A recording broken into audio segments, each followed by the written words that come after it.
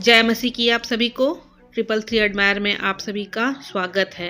Bible में कहा गया है कि जीभ पर नियंत्रण रखने और शब्दों को सावधानी से चुनने से आसपास के लोगों पर सकारात्मक प्रभाव डाला जा सकता है। बाइबल में कहा गया है कि एक ही मुंह से आशीर्वाद और शाप दोनों निकल सकते हैं, इसलिए अपने शब्दों का चुनाव बहुत ही सोच समझ कर करें।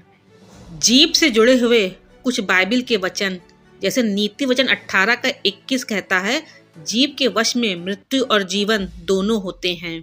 मतलब बाइबल में कहा गया है कि जीभ छोटी होकर भी बहुत शक्तिशाली होती है। बाइबल में ये भी कहा गया है कि जीभ से जीवन या मृत्यु, खुशी या दुख, उपचार या हानि लाया जा सकता है। बाइबल ये भी कहती है कि मसीह के अनुयायियों को अपने शब्दों का बुद्धिमानी से इस्तेमाल करना चाहिए, क्योंकि इसमें 9 बड़े पाप छुपे हुए हैं। पहला, झूठ बोलने वाली जीभ। झूठ बोलना उन चीज़ों में से एक है जिसे परमेश्वर घृणित समझता है, मतलब घृणित मानता है। सभी झूठों का स्थान आग की झील में है। आपको यह भी ध्यान रखना चाहिए कि शैतान झूठों का पिता है। दूसरा, चापलूसी करने वाली जीभ। परमेश्वर चापलूसी से घृणा करता है। विश्वासियों के रूप में हमें कभी भी दूसरों की प्रशंसा नहीं करनी चाहिए, क्योंकि हम उनसे कुछ पाना चाहते हैं। तीसरा, घमंडी जीभ। घमंडी जीभ पाप पूर्ण होती है। घमंडी विश्वासी अपने आप में ही मस्त रहते हैं और दूसरों से बहुत कम सीखते हैं। भजन संहिता 12:3-4 कहता है कि परमेश्वर घमंडी जीभ को काट देगा। जब परमेश्वर आपको ऊपर उठाए तो खुद को नम्र बनाइए। चौथा, जबान का ज़्यादा इस्तेमाल। नीति वचन 10:19 कहता है कि समझदार लोग अपनी जबान पर लगाम लगाते हैं। हमें कम बोलने वाले व्यक्ति बनने की सलाह दी जाती है। पांचवा, तेज जबान। इसका मतलब है कि बहुत जल्दी बोलना या बिना सुने जवाब देने में बहुत जल्दी करना।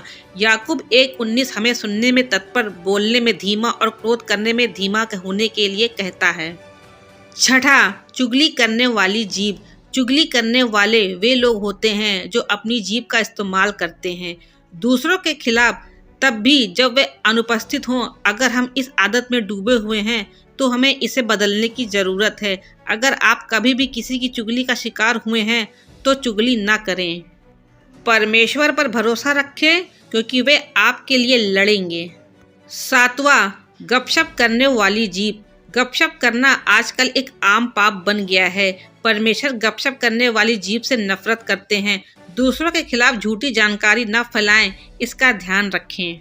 आठवां, शाप देने वाली जीभ। परमेश्वर शाप देने वाली जीभ से घृणा करता है और ऐसे लोगों से भी। परमेश्वर के राज में शाप के लिए कोई स्थान नहीं है। अपने क्रोध और कुंठाओं में हम एक दूसरे के विरुद्ध अपशब्द न बोलें। उन लोगों को आशीर्वाद दे जो हमें शाप देते हैं। नवा और आखिरी, छेदने वाली जीभ। अपनी जीभ का अप्रत्यक्ष रूप से उपयोग न करें। किसी का मजाक उड़ाने के लिए परमेश्वर ऐसी जबान से नफरत करता है जो दूसरों को छेदती है।